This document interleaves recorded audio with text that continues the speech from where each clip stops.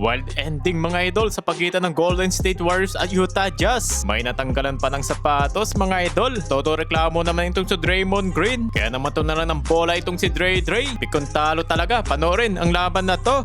Golden State Warriors versus the Utah Jazz. No Jimmy Butler at Stephen Curry. Para sa Dub Nation, solong flight ngayon si Draymond Green. Ganda ng kanyang pasa kay Giz Santos sa bayang layup. At sinundan niya ni Dre mga idol mula sa corner 3-pointers. Samantalang sa Jazz, back-to-back field goals naman itong si Keyonte George. Magandang kanyang pinakita dito sa opening quarter mga idol. Tinaraan niya ng harap-harapan ng fadeaway jumper si Draymond Green. Nakalamang ang Jazz ng 4 points and Giz Santos with a putback layup. Pero ditong unang napatay mo si Coach Steve Kerr dahil sa magkaso ng turnovers ng Warriors. Yun nga lang, opensa pa rin ng Jazz after the timeout. Volleyball naman si Keyonte George, fadeaway jumper. Nakapukol naman ng tres ang rookie ng Warriors na si LJ Cryer. At sinundan niya ng fast break points ni Nate Williams. Run naman para sa Golden State, Gary Payton catch and shoot to tie the game. Probably open too long. This is Gandang pasa naman dito ni Sensabaugh. Nice backdoor cut ni Cody Williams with a 200 dunk. Nakita naman ni Podziemski si Seth Curry mula sa corner. Pasok ang 3-pointers. At sinundan niya ng tres ni Quintin Post. Lamang na dito ang Dub Nation. 24-23. Mabilis naman ditong binawi lang ng Jazz. Tablas sana ang laban sa 3 points ni Seth Curry. Pero may pahabol ng basket si Elijah Harkes. Up by ito ang home team. 29-27. End of the first quarter. Sa pagsisimula ng second quarter, nakalamang naman dito ang Warriors. Nagpaulan ng dalawang sunod na tres si LJ Cryer at Podziemski. Sumagot naman ng tres ang veteranong si Kevin Love mula sa top of the key. Kinounter naman agad yan ni Giz Santos. Kaso hindi naman dito nagpatalo ang Jazz. Bumitaw rin ng tres si Sensabaugh. At sinundan pa yan ang corner 3 points ni Blake Hison. After nyan, palitan naman ng 2 points ni Quintin Post at ni Sensabaugh. Back-to-back basket and 1. Napituan si Quintin Post. Wala naman ditong sinayang ng oras si Harkless. Sinundan ng kanyang 3 points. Kinalabaw naman ni Quintin Post ang ilalim ng pintura ng Utah Jazz. Sayang at hindi naman success ang alley-oop dunk na to. Buti na lang, may follow-up si Podziemski. Muling naitabla na naman ng Warriors sa score na 49.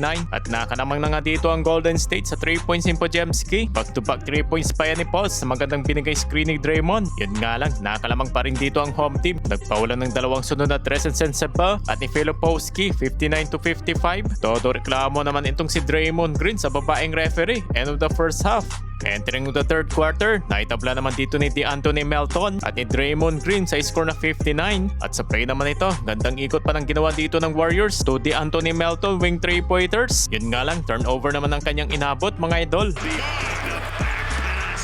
Nakakontrol pa rin ng Utah Jazz dito ang lead and Gary Payton with a slam dunk. yeah, it is, and it really is.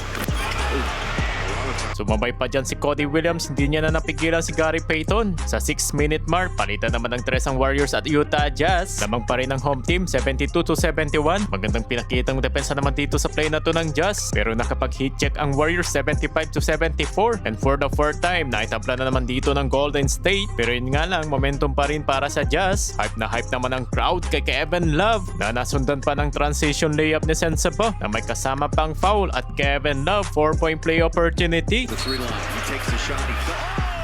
Natambakan na sa double figure ang Warriors. Curry wide open look. Back-to-back field goals ang kapatid ni Stephen Curry. At sinundan niya ng driving layup ni Giz Santos. Heading to the fourth quarter, lamang ng 7 points ang Utah Jazz, 91-84. Napabayan naman si DeAnthony Melton mula sa corner 3 points to start ng fourth quarter. Napa-early tayo naman si Coach Steve Kerr nang muling lumamang ng double digits ang Utah Jazz. But after the timeout, nakapukol pa ng tres ang home team. Pero may sagot naman dyan si Podziemski. 3-pointers. Pinagbubo naman ng crowd itong si Draymond Green. Namatuba naman kasi ng bola itong si Draymond. At pinaupo muna siya sa bench ni Steve Kerr. Only 5 points lamang itong si Green pero meron siya ditong 10 assists. Unti-unti naman ditong nakabawi ang Warriors at naibaba na lang nila sa 1-point game. 106-105 at Cody Williams with a hammer dunk.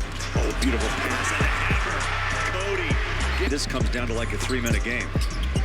Catch and shoot. Corner 3. Last 2 minutes remaining, dikita ng laban. Napituan ng blocking foul si Draymond. Mabilis naman ditong driving layup ni DeAnthony Melton. At naitabla ni Green na may pasok niyang isang free throw. Yun nga lang, pasok ang dagger 3 ni Henson. Henson, a quick shot. Sa final seconds ng ball possession ng Warriors, naibaba nila sa 1-point game. 170-116. Foul game na nangyari. Panalo pa rin ang Utah Jazz. Dahil hindi naman dito na overtime ng Golden State Warriors. Sa likod niya ng 21 points ni Brian Sensabaugh.